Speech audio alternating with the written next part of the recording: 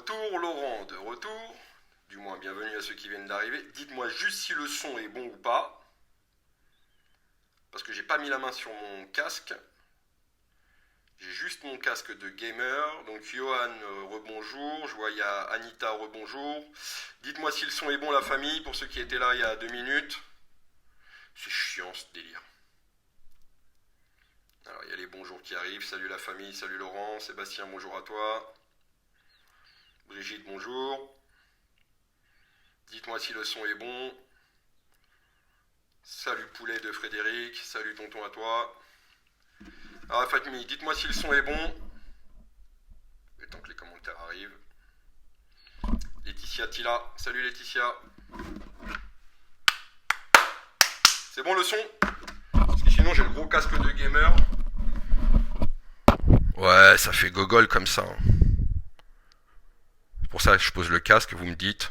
Mamie Nicole, salut Mamie Nicole. Agnès me dit que c'est bon. Yvelise me dit que c'est bon. Bon, on va éviter de passer pour un gogol avec le casque et on va pouvoir commencer le live. La famille, voilà, bah c'est cool. Si on m'entend mieux, c'est cool. On va lever un peu le micro. Alors, je disais, petit édito de Rodrigo pour ce mardi 22 juin. L'été vient de commencer. Et depuis dimanche, face au régional, donner un petit peu le ressenti du moment. Donc je disais tout à l'heure dans le live que par rapport au régional, vous l'avez tous pu le voir parce qu'on nous rabâche les oreilles avec ça. Limite, on nous accuse de ça, on nous dit qu'on est des mauvais Français, en tout cas pour ceux qui se sont abstenus. Sachez que moi, vous avez la liberté. Nous sommes, nous, les premiers gilets jaunes à avoir gueulé liberté dans la rue. Si votre liberté, c'est de ne pas voter, je l'entends, je ne vous juge pas. Si votre liberté, c'est de ne pas voter, je l'entends, je ne vous juge pas. On est les premiers à crier liberté. Chacun s'octroie la liberté qu'il considère avoir. Donc là-dessus, voilà ce que j'ai à dire. Il n'y a pas de débat avec moi. Vous faites ce que vous avez à faire. Et c'est pas parce qu'on ne vote pas qu'on n'a rien à dire, d'accord? Parce que ça aussi, c'est une des phrases qui me gonfle le plus. Soi-disant que les abstentionnistes doivent se taire. Parce que si tu ne votes pas, tu n'as pas le droit à la parole. C'est ça le principe de la démocratie. Donc voilà, à tous ceux qui s'abstiennent, ouvrez votre bouche, parce que le fait de vous abstenir aussi, c'est peut-être une façon à vous de vous exprimer. Donc n'hésitez pas aussi à poser votre voix et à dire haut et fort ce que vous pensez. Alors on s'est aperçu que quand même l'abstention, parce qu'on l'entend pas beaucoup dans les grands médias, est devenu quelque part le premier contre-pouvoir de l'ensemble de la politique, et non pas même pas que du gouvernement en place, de l'ensemble de la politique. C'est-à-dire qu'on a la preuve aujourd'hui qu'on ne veut plus de ce système politique et que les gens ne veulent même plus y participer en se déplaçant, en allant voter. Voilà, je crois que le message est clair, ça reprend l'ensemble de l'arc-en-ciel politique, de l'extrême gauche jusqu'à l'extrême droite, parce que tout le monde en a pris pour son grade, et qu'on est bien au courant que les seuls qui ont été votés au final sont ceux qui y croient encore, ou ceux qui font partie de la diaspora des différents groupes politiques, et enfin bref, les charbonneurs. Donc ça c'est la première chose, un premier contre-pouvoir, l'abstention aujourd'hui en France. Et c'est pareil, je le disais il y a encore 2 minutes, voilà, on en prend plein la gueule, enfin du moins les abstentionnistes en prennent plein la gueule, comme s'ils ne remplissaient pas l'ordre civique. Et puis quand on écoute à la télé le peu de gens qu'ils arrivent à interviewer qui se sont abstenus et qui disent pourquoi ils se sont abstenus, voilà ce qu'il en est dit, j'étais en week-end, j'étais chez des amis. Non, voilà, les gens, voilà, ils s'abstiennent parce qu'ils ne veulent plus de votre politique. Aucun spécialiste que j'ai pu entendre sur les différents médias, toutes chaînes confondues, c'est simple, on vous vomit aujourd'hui. L'ensemble de la classe politique, vous ne correspondez plus à l'attente des Français. Attendez, à un moment donné, pourquoi aller voter? Pourquoi aller choisir celui qui va vous fermer votre gueule, celui qui va vous demander de vous taire, celui qui va même pas aller au bout de ses promesses, et pire encore, vous allez aller voter pour celui qui vous crève un œil? Voilà, aujourd'hui on en est là. Moi aujourd'hui le vote, c'est de savoir si à un moment donné on a un deuxième tour là, Macron-Le Pen, savoir si je vote d'un côté pour un parti raciste ou je vote pour le mec qui m'a crevé un œil. Vous avez vu l'ambiguïté? On en est là. Aujourd'hui, ceux qui s'abstiennent sont les gens qui n'ont pas envie de choisir le mec qui va les voler, ils n'ont pas envie de choisir le mec qui va profiter de l'argent de nos impôts, ils n'ont pas envie de voter pour le mec qui va leur crever les yeux, parce qu'on en est là aujourd'hui. Vous savez, les gilets jaunes qui ont été les premiers, en tous les cas depuis le début du mandat de Macron, à prendre les foudres de guerre de la politique, à prendre des coups dans la gueule, cette majorité de personnes, de ces Français moyens, invisibles, qui façonnent, qui créent la France et qui travaillent pour la France chaque jour que Dieu fasse, ont été les premiers à goûter au LBD, ont été les premiers à goûter au gaz. Et qu'est-ce qu'on avait comme retour ? Des insultes, des diabolisations du mouvement, et aujourd'hui, tout le monde y goûte.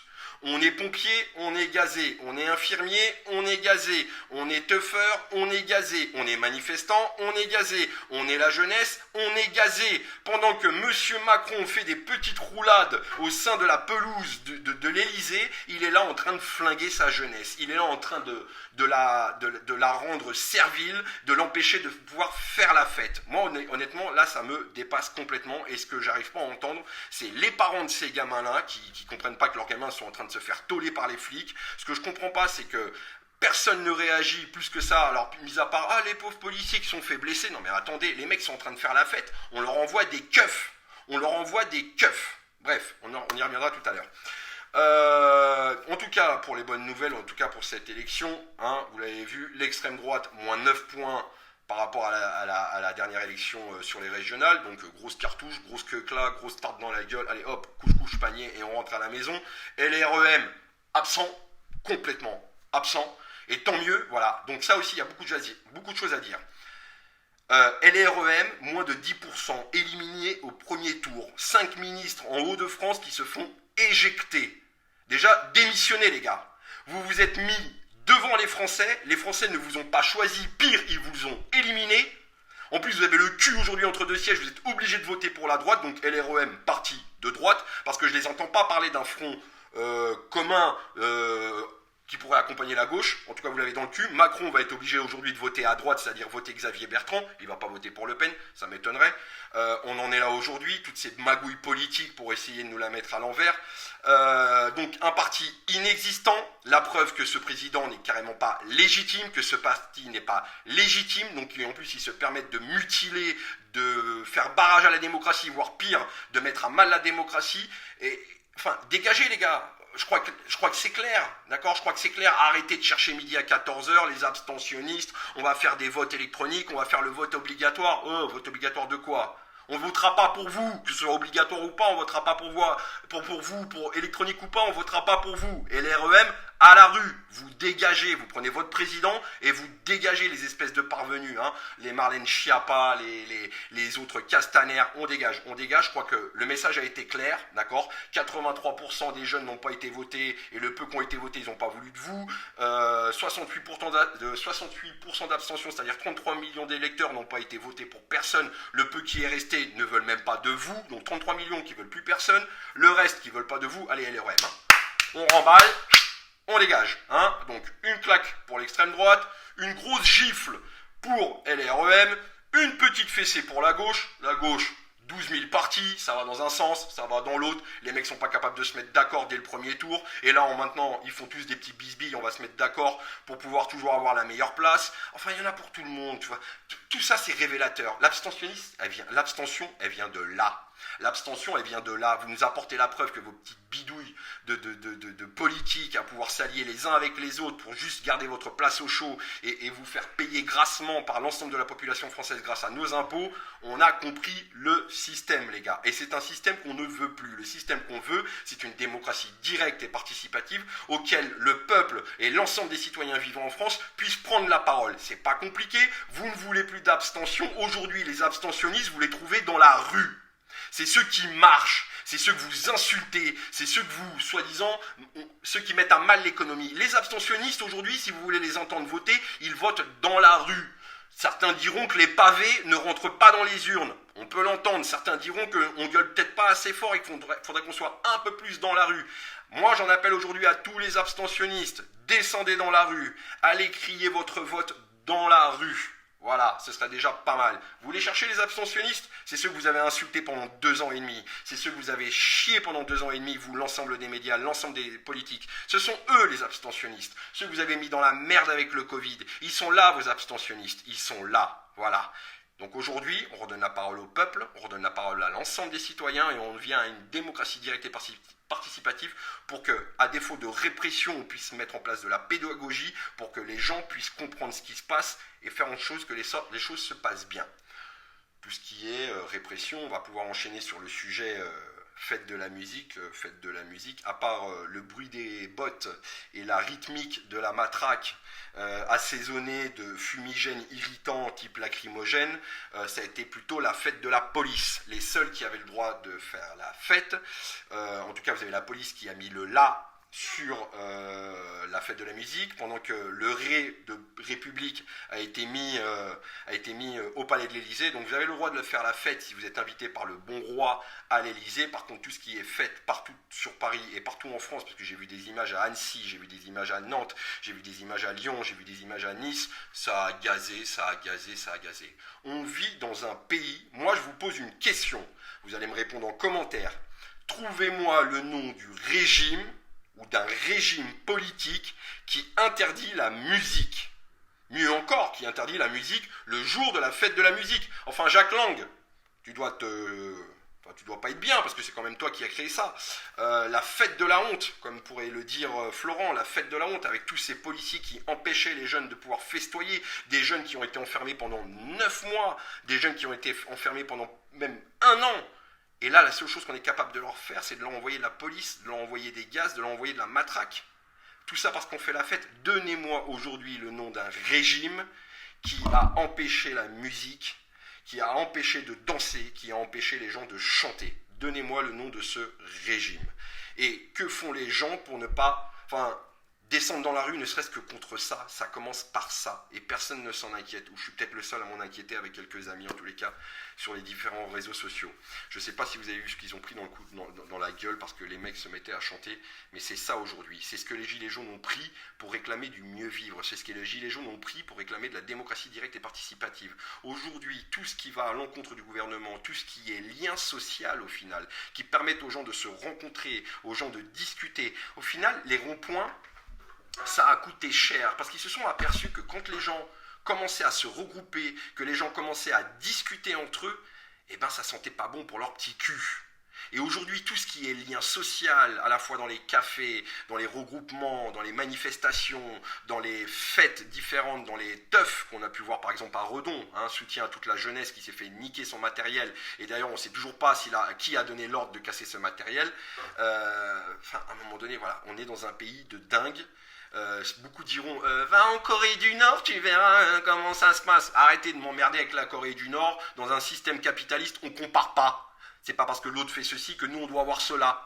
Bande de capitalistes que vous êtes. À un moment donné, les préceptes du capitalisme, vous ne savez pas les prendre à votre sauce. Donc on n'est pas là pour comparer à la Corée du Nord, à la Chine ou autre pays. On va comparer à ce qui se passe aujourd'hui et avec ce qu'on a pu vivre hier, avec pourquoi se sont battus nos anciens et ce que vous êtes en train de faire aujourd'hui. Donc aujourd'hui, on se dirige vers une dictature de plus en plus féroce, avec un État fasciste qui aujourd'hui envoie la police contre sa jeunesse, qui envoie sa police contre ceux qui font la fête, qui envoie la police contre ceux qui manifestent. Voilà ce que c'est la France aujourd'hui. Ça peut coûter cher, ça va me coûter cher encore une fois, tant pis. Mais il faut dire les choses. Donc à quand aujourd'hui l'ensemble des abstentionnistes vont pouvoir se rejoindre dans la rue pour crier haut et fort leur vote, leur voix, c'est-à-dire celle du mécontentement de ce gouvernement, du mécontentement de l'ensemble de la classe politique, et qu'aujourd'hui on veut changer ce système, et qu'il faut mettre à mal ce système, renverser ce système, pour pouvoir enfin redonner la parole au peuple, redonner la parole à l'ensemble des citoyens de France. C'est pas compliqué. Il est impensable aujourd'hui en France de pouvoir manger des coups de matraque dans la gueule parce qu'on fait la fête. Voilà, ça peut arriver à n'importe qui. N'importe quelle personne aujourd'hui en France va pouvoir se bouffer un coup de matraque parce que ça n'aura pas plu à notre bon roi qu'on puisse établir des liens sociaux entre l'ensemble des populations vivant en France. Et ça les emmerde plus que tout. Moi j'ai vu des belles images hier, cachées par la police, de voir des gens enfin pouvoir festoyer ensemble, de pouvoir se retrouver et de finir avec des bleus plein la gueule. Vous vous rendez compte, à Nantes, même pas même pas Steve, enfin la famille de Steve a eu des difficultés pour pouvoir, je sais même pas d'ailleurs s'ils ont pu aller rendre hommage le jour de la mort de leur fils sur les lieux où il est tombé dans l'eau. Les policiers empêchaient même la propre famille, mais ces gens-là n'ont même pas de famille, les policiers, pour pouvoir se permettre de faire des choses comme ça. Enfin bref, moi sincèrement aujourd'hui je sais plus quoi dire, au final je sais même plus quoi faire pour qu'à un moment donné l'ensemble des Français puissent se réveiller et comprendre qu'il y a un énorme malaise, qu'on nous prend pour des gros cons. Je lisais un article ce matin qui a pratiquement à date égale, 5 ans en arrière, 5-6 ans en arrière, François Hollande avait 4% de sympathie des Français, pendant que Macron en a 40%, mais j'ai même pas souvenir que Hollande crevait des yeux autant que ça, j'ai pas souvenir que Hollande empêchait des fêtes de la musique. Comment il arrive à sortir 40%? Tiens, d'ailleurs les sondages, vous avez vu les sondages? On a payé des millions et des millions d'euros, parce que c'est nos thunes qui payent les sondages. L'Élysée n'en a jamais fait autant, c'est nos thunes. Et ils se sont tous plantés, tous plantés. La famille, il va falloir qu'on réfléchisse à l'ensemble de ceux qui sont dans l'action, quel qu'il soit, quel que soit le groupe, le rouge, le vert, le jaune, le bleu, le tout nu, je le répète encore une fois. Il faut qu'on arrive à s'unir, il faut qu'on arrive à trouver le même leitmotiv, le même prophète, le même chemin vers tous ceux qu'on veut, c'est-à-dire le même objectif. On veut tous d'un même objectif. Essayons d'organiser le même 17 novembre d'il y a 2 ans avec une majorité de Français dans la rue, ceux qui n'en peuvent plus, ceux qui souffrent, ceux qui vont bientôt souffrir. Je sais pas, trouvons une date. Le 14 juillet arrive, la rentrée arrive, on a un an. On a un an pour mettre à mal aujourd'hui ce système, pour faire en sorte que déjà, le premier Macron ne revienne pas pour un second tour, que la deuxième chose, que Marine Le Pen ne vienne pas diriger la France. Bref, trouvons une chèvre, parce que même une chèvre fera beaucoup mieux que tous ces gens-là qui vont se présenter simplement pour remplir leur petite poche et avoir le sentiment d'avoir un certain pouvoir. La famille, je compte sur vous pour partager. Bravo aux abstentionnistes, vous avez fait très très fort. Et ce qui prouve la légitimité du pouvoir et de tous ceux qui ont pu être élus dimanche. Ça ne veut rien dire, parce que 33 millions de Français n'ont pas voté pour eux, 33 millions de Français votants n'ont pas voté pour eux. Voilà, il n'y a qu'une chose à dire, c'est qu'à un moment donné, c'est révélateur que ce système, on n'en veut plus. On n'en veut plus, et on va surtout pas voter pour des gens qui nous crèvent les yeux, qui nous volent, qui nous maltraitent, qui votent des lois qui nous mettent à mal, qui votent des lois qui nous contraignent, qui nous obligent, enfin je sais pas quoi. Pendant le Covid, ces gens-là sont rentrés chez nous. Ces gens-là sont rentrés chez nous. Pas plus de 6 à la maison. Voilà. Enfin, réveillez-vous la famille. Je vous fais un bisou. Merci de partager un maximum. On se revoit très bientôt, parce que je pense que l'actualité va être chaude pendant un an. Et puis on va continuer à essayer de donner de la voix, de parler un maximum pour essayer de réveiller un maximum les personnes. En tout cas, dans la rue, ça se réveille. Les gens commencent à en avoir de plus en plus marre. Et ça s'est traduit dans les urnes par ceux qui ne sont pas allés voter, en tous les cas. Je vous fais un bisou, la famille. 14 juillet, un petit projet X, énormissime. Le 14 juillet, ce serait peut-être pas mal, non? Ouais. Tiens, je vous ferai écouter, hier j'ai téléphoné à la préfecture de police de Paris en leur disant que j'allais me rendre à l'Élysée. Et je les ai enregistrés, je vous ferai écouter ce qu'ils m'ont dit, ça va vous faire rire. Et ouais, la préfecture de police, je vous ai enregistré. Et c'est très drôle ce qui a pu être raconté. Je vous ferai partager la petite discussion avec l'état-major policier pour ce qui concerne la fête de la musique. Je vous fais un bisou, je vous dis à très très vite. Prenez soin de vous, prenez soin de votre famille. Et puis attention à ceux qui subissent les orages. Et on se revoit très très bientôt.